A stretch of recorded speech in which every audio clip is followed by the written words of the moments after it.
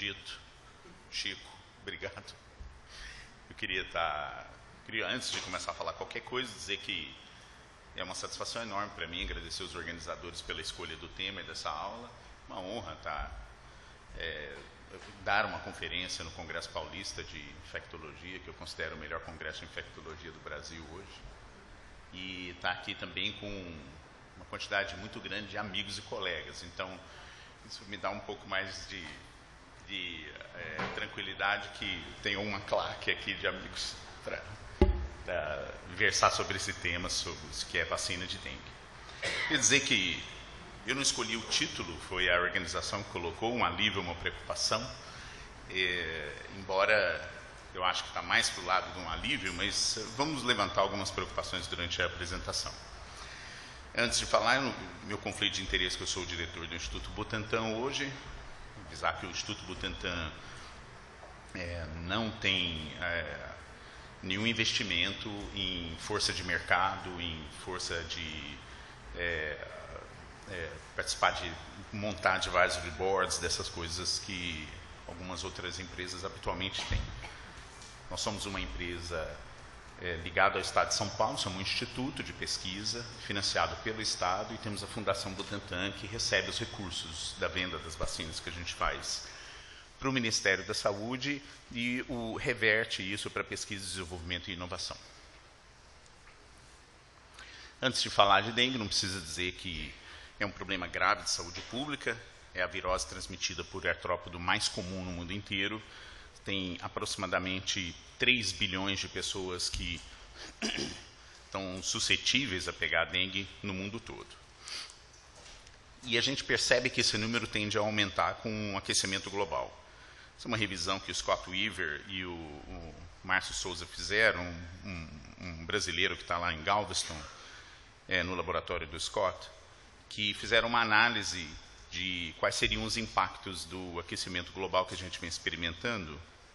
E observem que essas linhas de limite, de onde está as áreas onde poderiam ficar confortáveis a Aedes aegypti, tende a aumentar, não só para o norte e para o sul, como também eles ganham capacidade de se adaptar em altitudes um pouco mais elevadas, e isso, consequentemente, deve se seguir um aumento de número de casos em diferentes regiões do mundo. O que nós vivemos em 2024 foi uma coisa sem precedentes. São os dados do Estado de São Paulo mostrando aqui o limite superior, a média e o limite inferior do que a gente via em todas as estações de dengue, se a gente pode dizer assim, historicamente no Estado. E o que a gente viu em 2024 foi um aumento de número de incidência da doença que chegou próximo de 6 vezes o que a gente viu no pico projetado pelo número. O que isso representa, a gente ainda não sabe, se é uma coisa extemporânea ou se é um padrão que está vindo para ficar, mas é uma coisa que trouxe enorme preocupação. Embora os dados do Estado de São Paulo não tenham mostrado aumento de mortalidade relacionado à doença. Foi 0,06 comparado com 0,07 do ano anterior. Isso até gerou uma matéria grande do New York Times falando de como que estava o Brasil enfrentando uma epidemia de dengue nessa estação que era muito maior do que a gente viu nos anos anteriores. Então, eu vou entrar agora na parte de vacinas. Então, falando de alívio ou preocupação, eu quero deixar logo de cara o conceito de agravamento dependente de anticorpos, que em inglês é Antibody Dependent Enhancement, como uma coisa para a gente levar em consideração durante toda a apresentação. Todo mundo aqui sabe isso, mas vale a pena a gente rever. Você pega dengue uma vez, faz anticorpos contra essa variante de dengue, ou esse sorotipo de dengue, que a gente chama de anticorpos homotípicos. Se essa pessoa pega uma dengue de outro tipo, outro sorotipo, os anticorpos agora são heterotípicos, ou seja, ele não pega especificamente o vírus para o qual ele foi feito. Isso faz com que a sua capacidade neutralizante fique comprometida, faz um complexo antígeno-anticorpo, facilita a internação do vírus na célula, aumenta a multiplicação, pode ter uma doença mais grave. Todo mundo sabe disso. O velho conceito que a população acabou pegando, a segunda dengue pode ser pior. E isso é muito importante, porque na hora que a gente faz qualquer vacina, você tem que fazer uma vacina que seja tetravalente, ou no mínimo trivalente, boa, porque senão você pode expor uma pessoa a uma situação artificialmente de um ADE numa infecção a seguir que ele pegue. Desenvolvimento de vacina de dengue não é de hoje, várias plataformas buscaram atingir esse objetivo, a maioria falhou, muitas delas por causa dessa incapacidade de induzir uma resposta balanceada contra os 4 sorotipos. As 3 vacinas conseguiram cruzar a linha final do estudo fase 3, usando a plataforma de vírus vivo atenuado. Então, é uma coisa comum que tem em todos eles. Então, tem a vacina da Sanofi, que é a CYD-TDV, a Takeda, que é a TAC-003, e a originalmente conhecida como TV-003 do NIH, que foi licenciada para desenvolvimento no Instituto Butantan, que está terminando o estudo fase 3. Essas 3 vacinas estão dispostas aí, só para vocês entenderem um pouco de qual é a diferença entre cada uma delas. A vacina da Sanofi já foi licenciada, como também a da Takeda. O nome comercial aqui é Dengvaxia, Qdenga, e o estudo da vacina do Butantan, que é provisoriamente chamada Butantan DV, a gente não sabe se vai mudar esse nome ainda, mas pegou, está indo bonito. Ainda terminou fase 3 e está em avaliação contínua pela Anvisa. Aqui são 3 doses, 2 doses, 1 dose. A idade indicada foi de 9 a 45 anos na primeira. No estudo fase 3, a segunda foi de 2 a 16, o estudo realizado, embora já em vários lugares ele foi liberado para uso, inclusive em adultos até 60 anos. Na Europa fica facultado ao médico, inclusive, indicar para além de 60 anos de idade. E o estudo fase 3 da vacina do Butantan foi de 2 a 59 anos, ou seja, 60 incompletos. Sorologia é indicada para a vacinação com a vacina Qdenga, por problemas que todo mundo conhece, acabou tendo um aumento de número de casos graves em crianças, e, portanto, ela é indicada para quem é previamente soropositivo somente, ou pelo menos recomendada que seja usada dessa maneira, ou em regiões onde tenha uma alta prevalência de dengue pré-implementação de vacinação. Na segunda, a prevenção foi demonstrada no estudo de 6 a 16 anos, embora, como eu falei, ela é indicada em algumas bulas de vários países para diferentes faixas etárias. E da Butantan ainda não tem a indicação, porque ela não foi licenciada. Aqui a principal diferença, que a vacina da dengue, da Sanofi, ela se baseia num arcabouço de vírus vacinal da febre amarela, que é proprietário da Sanofi, com a modificação da membrana e o envelope para cada um dos 4 sorotipos. Então, vocês estão vendo as cores aqui, febre amarela na base e os 4 sorotipos. A Qdenga, ela tem na base o dengue 2 atenuado e modificação de membrana e envelope para 1, 3 e 4. Então, a base é dengue 2. E aqui vocês vão entender por que o desempenho, isso explica porque que o desempenho é tão bom contra a dengue 2. Isso é uma resposta formidável, porque a maior parte da apresentação de antígenos, inclusive proteínas não estruturais, são de dengue 2.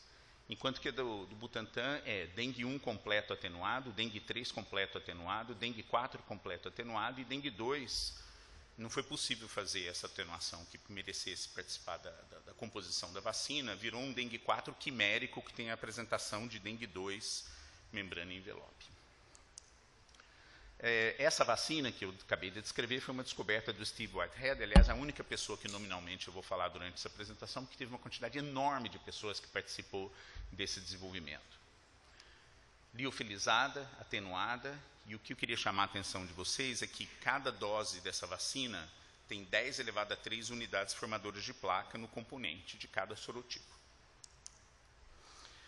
Uma das coisas que chama a atenção, e isso foi importante para o Butantan na hora de considerar esse desenvolvimento, que a gente foi descobrindo ao longo do tempo, é que o que você precisa para induzir uma boa resposta de um vírus atenuado é que ele se multiplique no hospedeiro. Então, isso é fundamental para induzir uma resposta imune melhor.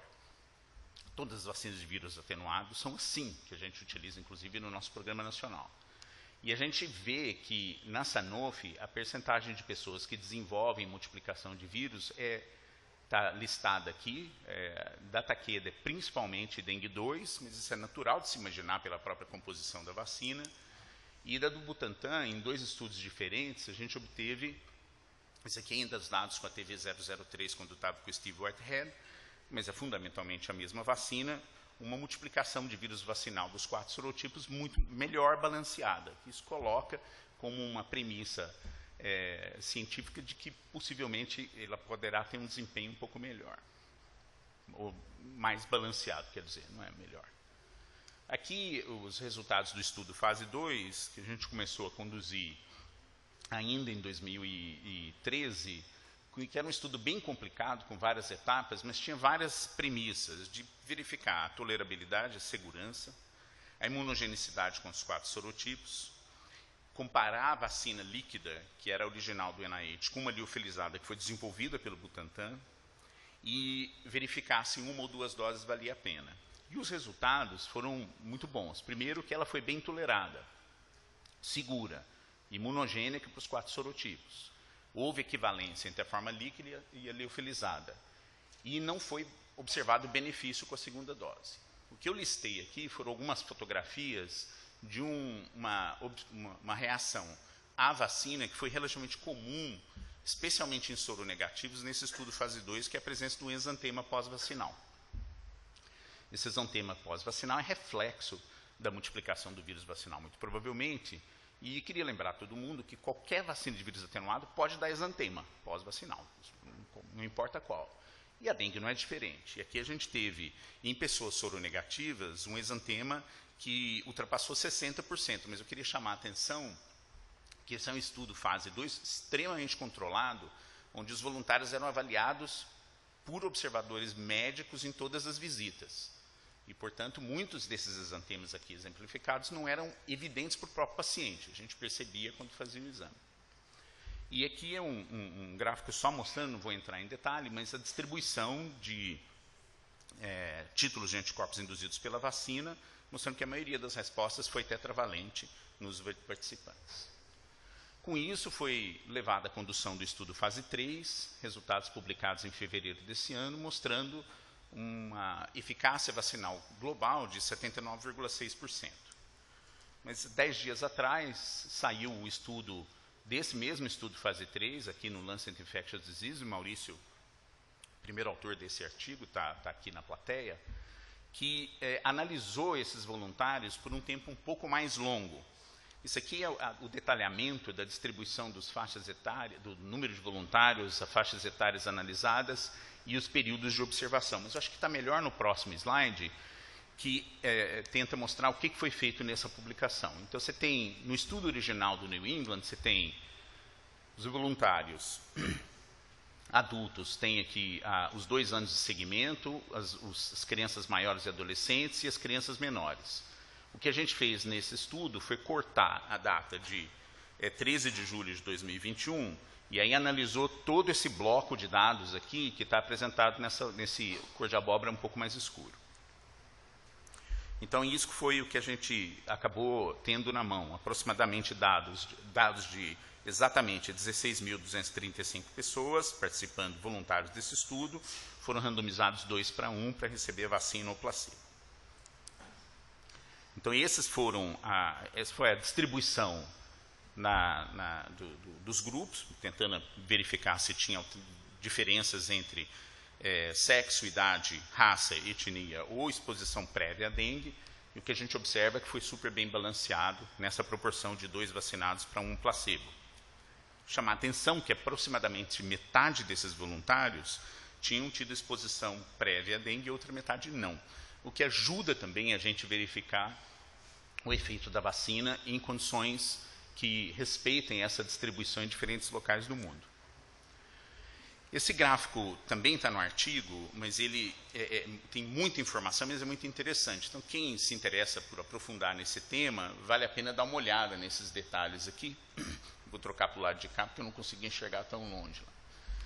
Mas isso aqui é a data da vacinação no Y e a data durante o estudo. Então, vocês vejam que a concentração de casos de dengue, cada um com um ponto, aconteceram em principalmente algumas estações. Você vê que tem depois de 2021 aqui, a gente praticamente não teve um número menor do que aqui por causa da pandemia de Covid-19, que diminuiu a mobilidade, o número de casos também reduziu, mas a gente vê que tem uma distribuição. Essa distribuição mostra que tem 2 grandes estações de ocorrência de dengue entre os participantes, distribuídos em 4 regiões do Brasil, onde são 16 centros, todas as regiões, essas 4 regiões tiveram um caso, a região sul não teve por causa de condições climáticas. E a distribuição de casos desde a inclusão foi uma distribuição boa, bem distribuída durante todo esse período. O que aconteceu no estudo fase 3 é que só ocorreram casos documentados de dengue 1 e 2. Então, vocês vejam, a eficácia da vacina se manteve, e aqui o tempo médio de segmento foi 3,7 anos, mas, alguns completaram os 5 anos de segmento. E a eficácia para dengue 1 e dengue 2 se manteve ao longo desse período todo. Isso é uma coisa muito importante, porque uma das principais preocupações do desenvolvimento de vacinas da dengue é quão longe vai essa sua proteção. Isso aqui são os dados crus, esse aqui é o estudo primário dos 2 anos de segmento. Quando a gente olha o estudo com esses 3,7 anos, a gente percebe que a proteção contra dengue 1 e dengue 2 foi mantida durante todo esse período, independente do estado sorológico pré-inclusão no estudo. Isso é muito importante. Porque olhar para trás, por exemplo, a vacina da Sanofi, o desempenho cai bastante quando você analisa os indivíduos soronegativos à entrada. E aqui a gente não vê esse fenômeno. Isso aqui é a distribuição por faixa etária. E quando a gente compara os dados primários com os que saíram compilados agora 3,7 anos de segmento, a gente percebe que a proteção vacinal é distribuída muito bem entre os 3 estratos etários que a gente colocou, ou seja, distribui muito bem entre 2 e 60 anos de idade. Agora, o dado que a gente ficou mais encorajado com essa vacina foi observar que, quando a gente acumulou o número de casos de dengue com sinais de alerta ou dengue grave, a eficácia para a proteção da doença grave foi 88,2%. Que é uma coisa muito importante, que é isso que você quer prevenir ao fim das contas, né?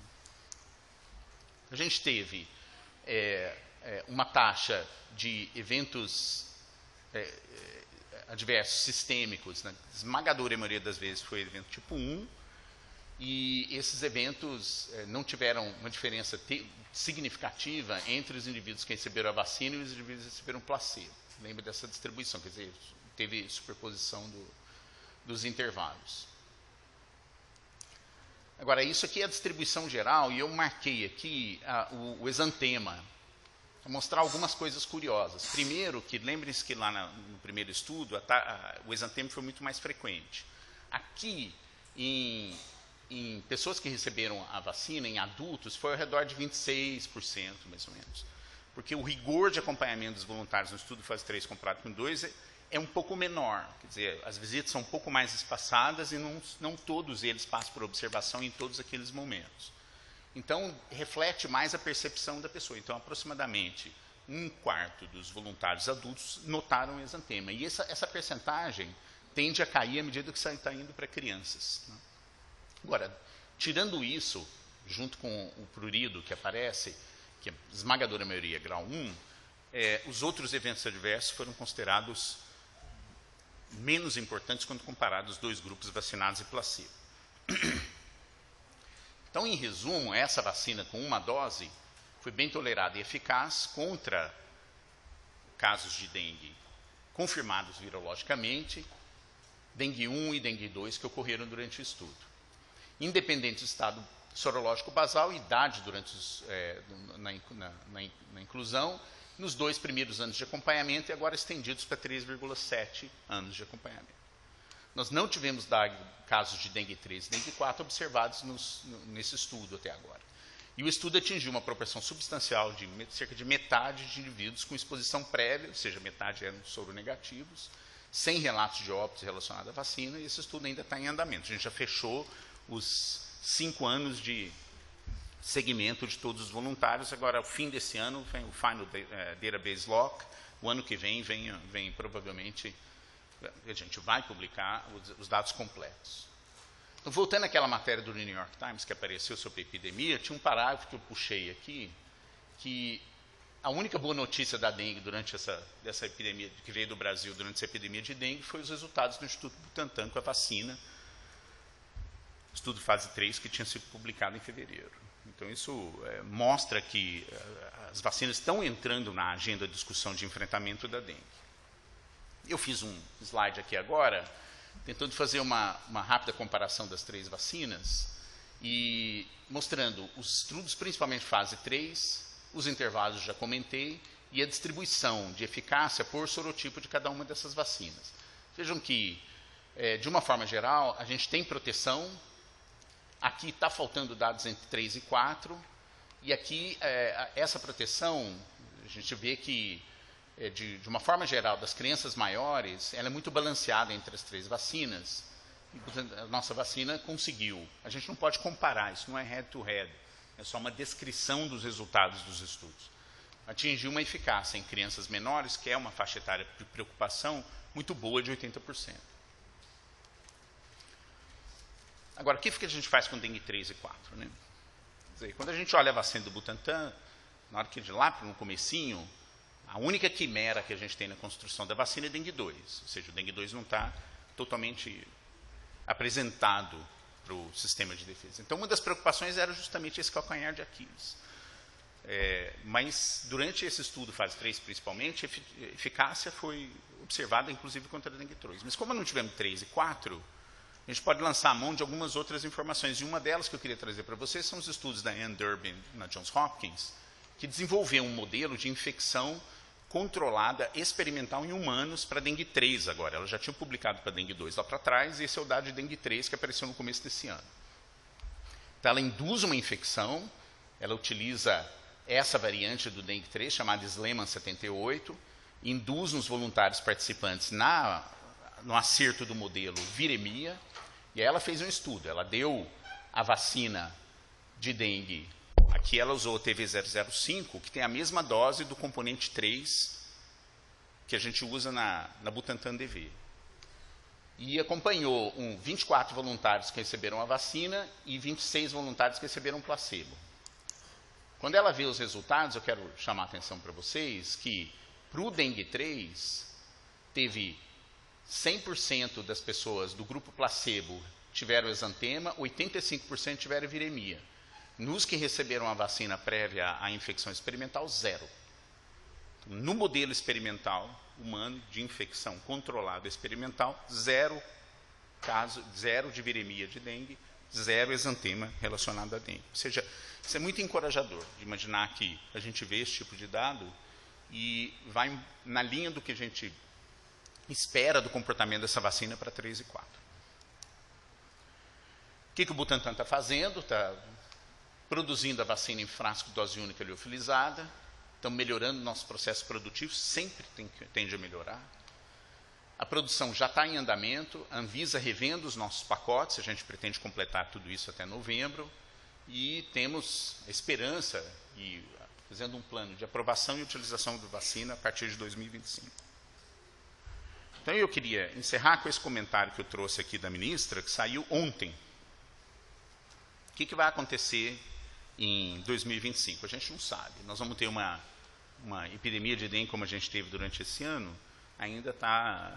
a gente não tem todos os elementos para dar essa resposta. Houve saturação de suscetíveis, houve modificação do comportamento do mosquito, houve reintrodução significativa de dengue 3, que já foi descrito, inclusive o grupo do Maurício tem descrito isso em São José do Rio Preto, mas tem em outros lugares também. Isso vai ter importância no que vai acontecer no ano que vem, a gente não sabe. Muito bem, diante desse cenário, a gente tem várias coisas a fazer. Primeiro, controle vetorial. Segundo, redução de danos. Há uma discussão se Wolbachia tem o seu lugar. Isso aqui é uma coisa que pode ser uma das caixas dessas medidas de prevenção que são de diferentes tipos de intervenção, mas a gente ainda não tem dados. A Fiocruz está trabalhando no desenvolvimento de Wolbachia. Os mosquitos transgênicos mostraram ser um pouco mais difíceis da gente utilizar nesse contexto, mas eu ainda acho que a vacina é uma das principais estratégias. Então, por que a ministra falou isso? Eu acho que, em grande parte, porque o número de doses de vacina disponíveis e o tempo que a gente teria, especialmente com a Qdenga, de completar a vacinação completa, completar a vacinação por ser de 2 doses, dificulta você implementar uma vacinação que exerça um efeito protetor populacional significativo, até mesmo atingir níveis de imunidade rebanho, que, segundo o Eduardo Massad, que está lá no Butantan conosco, ele calcula que seja entre 50% e 60% para a dengue. Mas o dia que a gente tiver doses de vacina suficientes, capacidade de vacinar a população em locais onde tem susceptibilidade à grande transmissão do vírus, é possível que a gente atinja isso. E a gente pode discutir isso depois, mas eu acho que vacina contra a dengue eficaz pode ser uma maneira de você bloquear cadeias de transmissão e, eventualmente, conter surtos, epidemias e, eventualmente, pandemias. Eu queria encerrar aqui a apresentação dizendo que eu tenho o mandato aqui de apresentar esses dados para vocês em nome de um número enorme de pessoas. Agradecer primeiro o professor Isaías Hall, que foi quem trouxe essa vacina para o Butantan no fim dos anos 90. Ele teve a coragem de assumir isso numa época quando as aulas de vacina de dengue sequer listavam a vacina do Butantan, nem a vacina do NIH. Os 16 centros participantes no estudo, que estão aqui nesse mapinha, não dá para citar todo mundo, mas é um número enorme de pessoas que participou de um estudo que começou em 2016 e ainda está terminando esse ano, com quase 17 mil voluntários. Fundação Butantan, Instituto Butantan e o governo do Estado de São Paulo, e lembrar que tudo isso foi feito com recurso público. Foi investimento do Estado de São Paulo, infraestrutura do Instituto Butantan, investimento da FAPESP, que está aqui embaixo, investimento do BNDES, do Ministério da Saúde e de outros colaboradores. Agradecer a Johns Hopkins, especialmente a Durbin, NIH, que é o Steve Whitehead, inventor dessa vacina, Instituto Adolfo Lutz, que fez todos os ensaios de confirmação virológica durante o estudo de fase 2 e 3, a Merck, que assumiu o licenciamento também do produto junto com o NIH, ajudou nessa fase final, e a Q2 Solutions, que foi o laboratório, que é uma subsidiária da Quest, que fez os ensaios de neutralização. Estou à disposição e agradeço muito a atenção de todos vocês. Muito obrigado.